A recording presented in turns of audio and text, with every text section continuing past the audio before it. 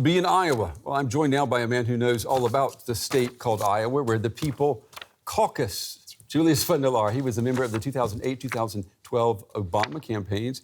You went to Iowa then, right. and you just got back from Iowa. That's right. So we saw on Instagram that you met all of the leading candidates. I did. This past week. The Democrats, they have the luxury of choice right now, don't they?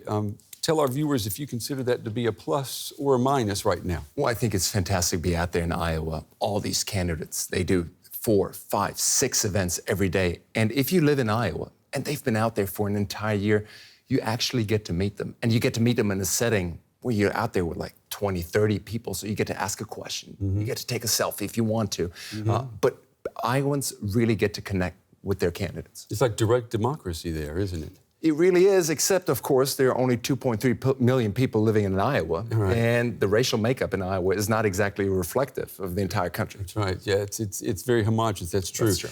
The whole world is talking about Iowa right now, and like you say, it's not reflective of what you find on the East or the West Coast, and it's not a big state either. No. So why is it important? Well, you know, you could make the argument that Iowa sort of chooses the next candidate. I mean, go back to 2016, Hillary Clinton won, slightly against Bernie Sanders, but she won, and she, of course, went on to get the nomination. Then, of course, in 2008, Obama won. Before that, John Kerry, and, of course, Al Gore. They all won Iowa and then went on to get the nomination. So, realistically, what happens in Iowa will tremendously have an impact on the outcome of at least this primary process, and then, of course, who goes up against Donald Trump. But there's one more thing. Iowa gives you tremendous momentum. So, as you know, next Tuesday, people will be voting for the first time in the primaries in New Hampshire, and after that it goes on to Nevada and then on to South Carolina. So you need that momentum coming out. Last point that I want to make. If Obama hadn't won Iowa in 2008, I think his candidacy would have been over. So you get a tremendous fundraising push coming out of Iowa. You get tremendous media attention coming out of Iowa. And that really propels the candidacy. Do you see that same pressure this time around? That because, I mean, you know, getting a clear winner this time is going to be hard. So, I mean, do you have to win this time in Iowa to win the nomination? So all the candidates, especially Joe Biden and Pete Buttigieg, already sort of lowered the bar and lowered the expectation game because, you know, they've been down in the polls, at least going into Iowa. So they're making the argument, well, Iowa is just the beginning. It's not the end. That's at least what one representative of the Biden campaign said. Having said that, Bernie Sanders is incredibly strong. I've witnessed his ground game last week. Just anecdotal, there was an event where Bernie Sanders was still in the Senate in Washington, couldn't be there, but 4,000 people turn out to be at his rally, even though the candidate was not there. It's amazing. You know, outside of the U.S., people say, we often are asked many times, they don't understand why former Vice President Joe Biden is running and why he's considered to be the front runner when it appears on the outside that the U.S. is demanding so much change and new ideas, new blood in politics. I mean, how do you explain that? I couldn't agree more. At the same time, you know, when I spoke to voters at all these events, I would ask them, well, so who are you supporting? And they said, well, I like Amy Klobuchar, I like Pete Buttigieg, I like Joe Biden, but in the end, all I want to do, at least on the Democratic side, is beat Trump. So it really is a question that comes down to electability. And people say, well, of course we need to tackle climate change and all these big issues. But most importantly, at least on the Democratic side, we need to get rid of Trump. Well, isn't that a problem, though? This obsession with being electability, is sucking all of the oxygen away from things like climate change, right? Agree.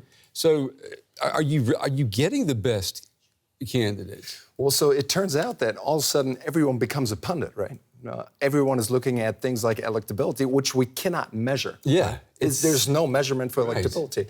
But in that sense, I almost think it's great that none of the major polls came out last week. So voters weren't influenced. The Des Moines Register usually does a big poll, and they didn't issue it. So I think people kind of go in there with their own gut feeling, the closing and the final arguments that they heard from candidates. And now they need to make up their mind who they think is best equipped to take on Trump in November. Well, how different would you say this Iowa caucus is compared to past ones that you've experienced? I mean, talk to me here about the Trump factor. Right.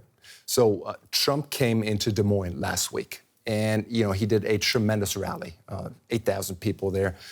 unbelievable excitement on the Republican base. At the same point, Trump is, of course, a major driving factor for Democrats. I anticipate that voter turnout is going to be as high as 2008, if not even higher, in this caucus. Because, again, Democrats are so have such great anxiety. They want to get Trump out of the office, and I think it'll push a lot of people to go out and vote that haven't before. Let me just say one last thing. The same is true for Republicans, too. Republican base is motivated. Their fundraising has been up like it hasn't before. And their numbers, Brett Parscale, their campaign manager, is saying that their numbers are tremendous. So I think we're going to see major turnout in November. And just like the Democrats are excited, the Republicans are too. You know, Bernie Sanders said yesterday, he told his supporters that if we don't have high turnout on Monday at the caucuses, I'm not going to win. That is absolutely true. Bernie Sanders needs that turnout because he has a different demography that he can actually talk to. He depends highly on young people. As we know, same is true for Europe, of course, too. Young people don't show up to vote like the Joe Biden electorate of older voters. So if he can't get his people to vote, Bernie Sanders is toast. Julius van der Laar. Julius, thank you very much. We're going to be talking to you a little bit later on in the show. All right, thank you. Thank you.